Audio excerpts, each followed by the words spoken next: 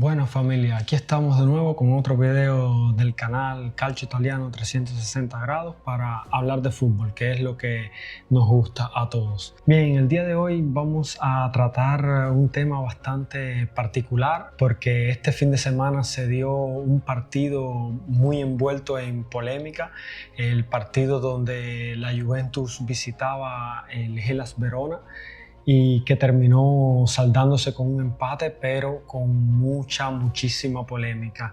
Hubo manos en el área, hubo agresiones no vistas y al final hay muchas críticas en las redes sociales, hay muchas críticas en los medios de comunicación. Cuando la Juventus, a mi entender, viendo el partido y analizando las estadísticas del mismo, hizo un partido para merecer al menos la victoria. Vamos a analizar cada una de las polémicas arbitrales. Les voy a dar mi sincera opinión de lo que pienso de estas decisiones arbitrales y sobre todo entender el por qué este partido se le dificultó tanto a la Juventus, más allá de las decisiones arbitrales aparentemente en contra. Comenzamos con el Hellas Verona, que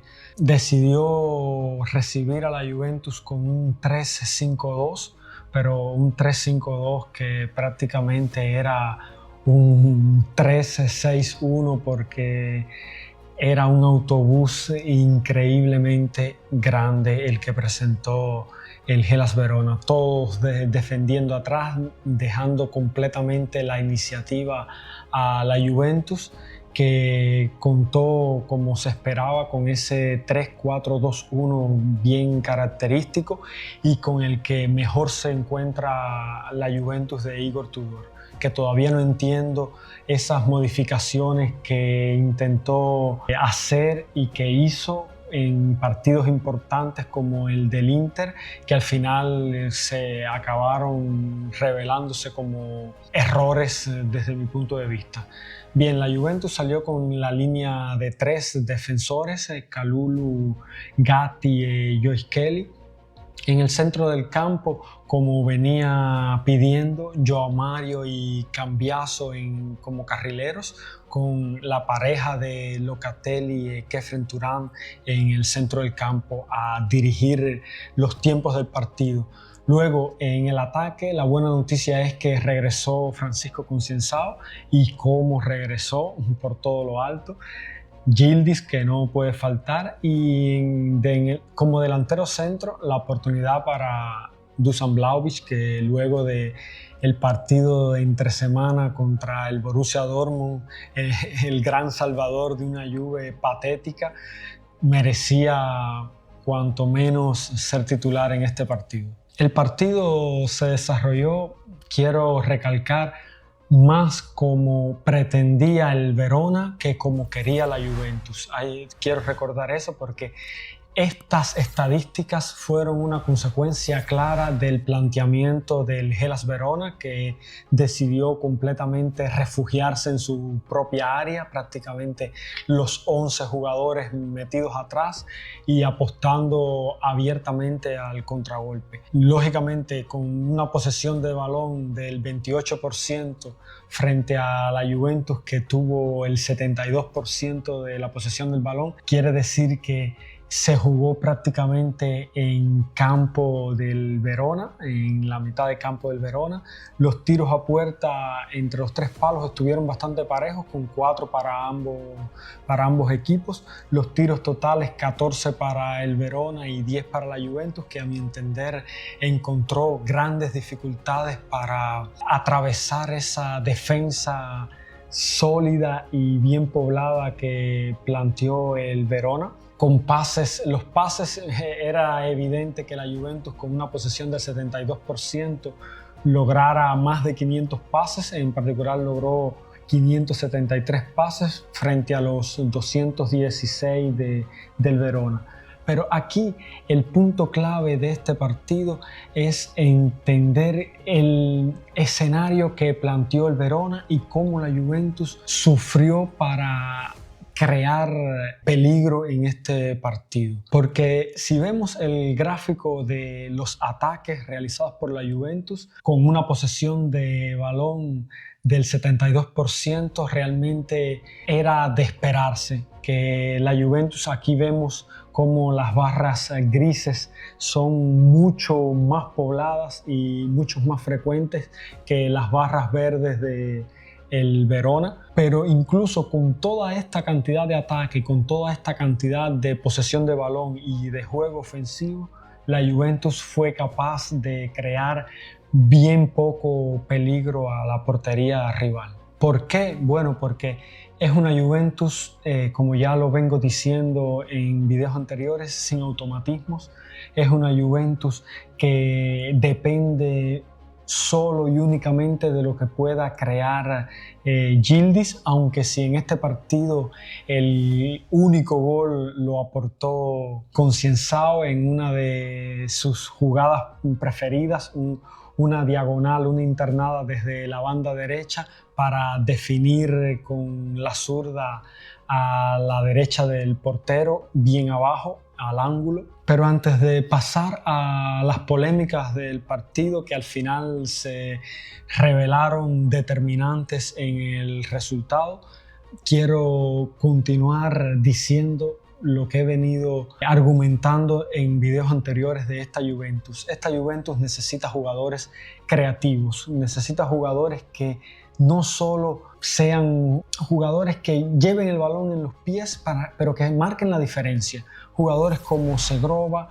jugadores como Yildiz, jugadores como Concienzao en plenitud de forma, pero necesita sobre todo una actitud de equipo y una estrategia. Creo que deberían jugar mucho más por las bandas, deberían utilizar muchos más los laterales para abrir el campo y no apostar siempre por ese pase vertical y tan centrado que en el momento que se encuentran contra un equipo que le propone una defensa poblada, una defensa con un autobús de 2 pisos como lo hizo el Verona, ahí llegan los problemas porque no hay jugadores que se internan, no hay jugadores que atacan las bandas y desdoblan para buscar la línea de fondo, no hay jugadores que corren al espacio porque no hay espacios.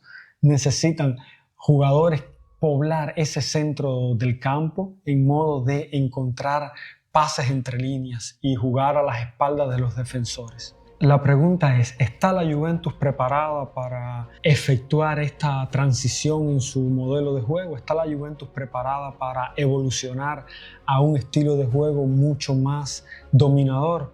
Bueno, esta es una pregunta que la respuesta nos quedará para mitad de temporada, porque es ahí cuando ya lleve bastantes partidos y minutos en las piernas estos jugadores que podremos valorar a ciencia cierta si el trabajo de Igor Tudor y su cuerpo técnico ha sido lo suficiente bueno para dotar al equipo de las armas necesarias para enfrentar a cualquier tipo de rival. Porque como hemos visto, contra rivales que vienen a buscarte, que se alzan y presionan, la Juventus se cierra en bloque bajo para jugar al contragolpe. Luego, lógicamente, no está preparada para enfrentar rivales que le dan la iniciativa, porque si ya tú estás acostumbrado a jugar al contragolpe, a jugar sin proponer nada, a jugar con una posesión insulsa que no provoca peligro en el área rival, luego cuando te dan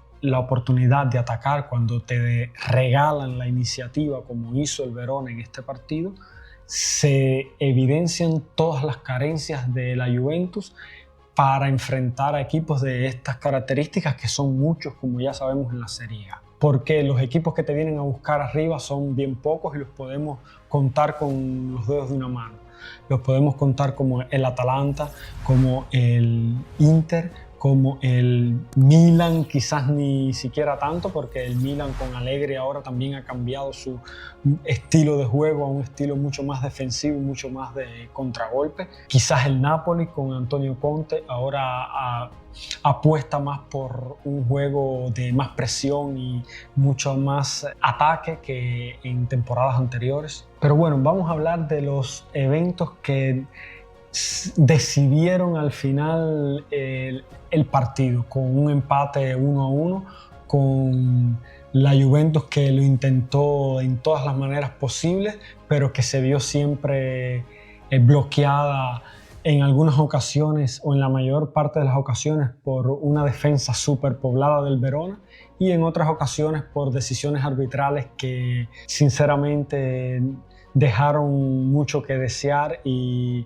provocaron que un partido que quizás podría haberse decidido para la Juventus terminó siendo un empate. Primero que todo está el penal, que es una acción de manos en el área, que yo lo pienso en manera, desde mi punto de vista, bien clara, que toda mano en el área que provoque, digamos, una ventaja para el equipo que defiende tiene que ser sancionada como penal.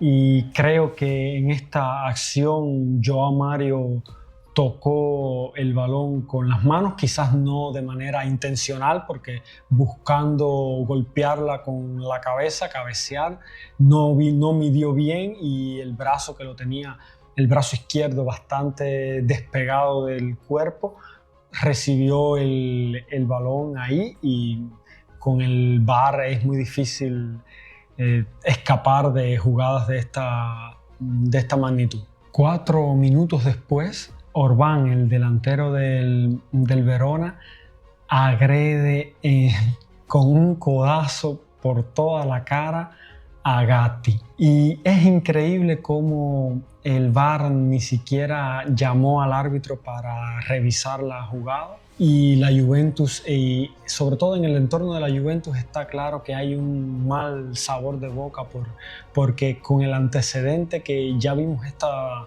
temporada con Cambiaso, cómo fue expulsado contra el Parma en una acción similar, sí, bastante similar, con un brazo largo, y que al final fue valorada como agresión en toda regla y fue sancionado con roja directa.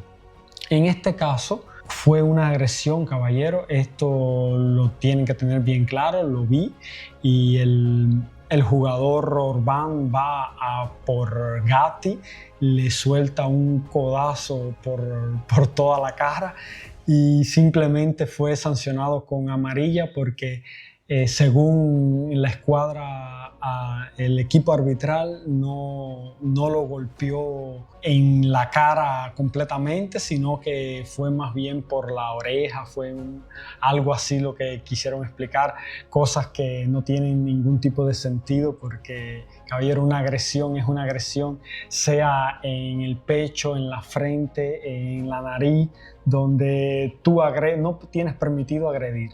Y si lo valoras como una agresión y no crees que es lo suficientemente fuerte una agresión para expulsar a un jugador, entonces, ¿de qué estamos hablando? ¿Es permitido ahora agredir a jugadores rivales? Porque si eso es lo que están diciendo, no, es simplemente un error que al final del partido fue decisivo, porque estamos hablando del minuto 47. Si en ese momento hubiese entrado el VAR, ¿qué cosa sucedía? Expulsado por agresión, y el Verona tendría que jugar el resto de la segunda parte ¿con cuántos? Con 10 jugadores. Permítanme dudar si hubiesen sido capaces de sostener ese 1-1 por más de 40 minutos sin recibir otro gol. Bien, esto es lo que yo creo de las polémicas de este partido. Creo que sí, que fue mano, como todas las manos deben ser señaladas siempre que beneficien al equipo que defiende. Son manos dentro del área, y penaltis son.